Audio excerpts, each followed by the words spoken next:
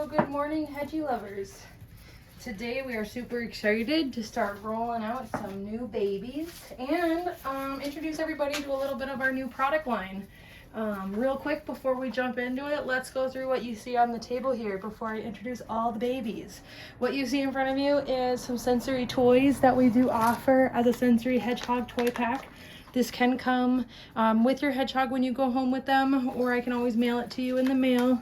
We have a bunch of dried mealworms, crunchy mealworms on the table for them to explore and munch on. And then finally, we have our insectivore food, which we think is by far the best thing for you to be feeding your hedgehog and not cat food. If we actually take a close look up in this, it is just filled with insectivore food, grubs, there's some veggies, dried cranberries, there's some really grasshoppers, crickets. There's a ton of, let me see if I can pour it into a clear container here for you to see what all just is entailed in our insectivore food and why the moment I set these hedgehogs on the table, you're gonna just see them go crazy. And every time I do, people are like, Morgan, what am I watching them eat? So that's our insectivore food. It's so delicious. Our hedgehogs love it. We do have a 6-month pack, a 6-pack, buy 4, get 2 free, or we do have a subscribe and forget where we send you your hedgehog food every month in the mail and you never have to worry about reordering or re-upping your hedgehog food. Anyways, now let's get back to the best part of why you're here, of course, are the babies. Right, so these guys were born on August 19th. You can see that right in the corner over by that running wheel, and we're going to introduce the girls first. The first little girl that I'm going to introduce to you, she is a little sparkle purple. Hi. Right in the sun. Look at how dark her face is. Like, wow. Isn't she so pretty? Hi, pretty. She's got a really nice laid back quill. She's got a great personality. You can tell I just stroking and loving on her, and she is just feeling like she's like, oh, that smells good. Okay, go ahead. Go ahead. Go ahead. Just don't fall off my little table I have for you here.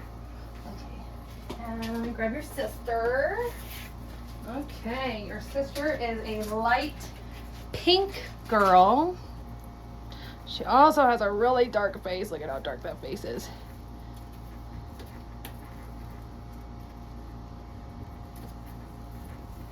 And the dark tummy. Look at how dark this little one's tummy is. It is such a good girl. Oh yeah. She's got just the coolest markings. Really dark face. Sweet little girl. Come into the sun. I know it's bright. Oh, your sister found the wheel. So those are the only 2 little girls in this litter specifically. We have more girls coming. But of this group, those are all I have to introduce. Now let me remove them from the table really quickly and we will do the boys. All right, yes, if you do not want to intermingle the boys. All right.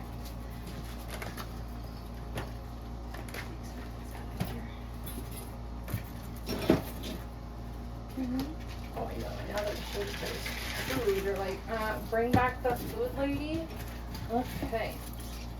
All right, next little one here is our little boy of the group. Now let me see, he's got a green booty and he is a little split face.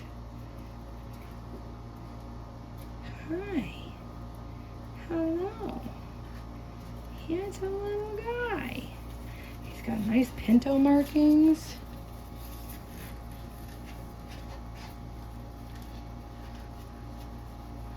Nice big white streak right there. Look at that big one.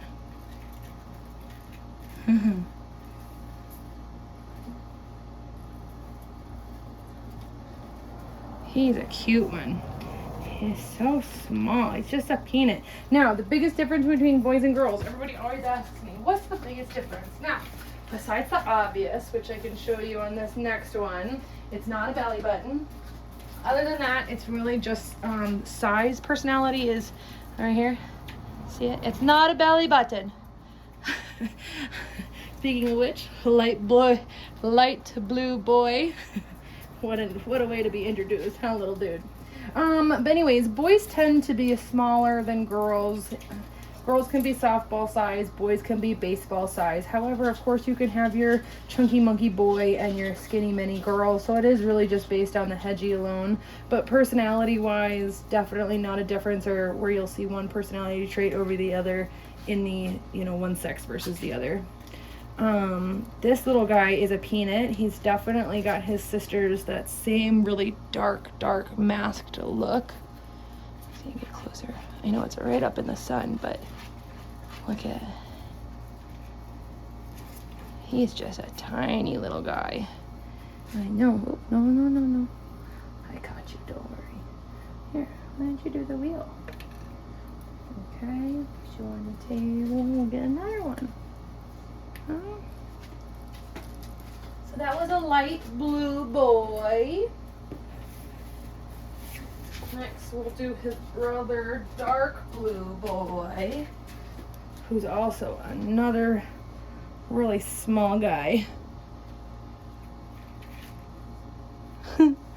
Dark face, dark quills, just like his sisters and his brother.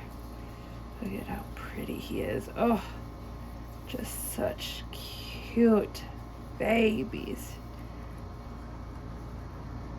Oh yeah. Oh yeah. All right, and then there's one more little boy in this group. Now, I feel like the printer ran out of ink with this little guy, because by the time this one came around, we gave ourselves a pretty white baby.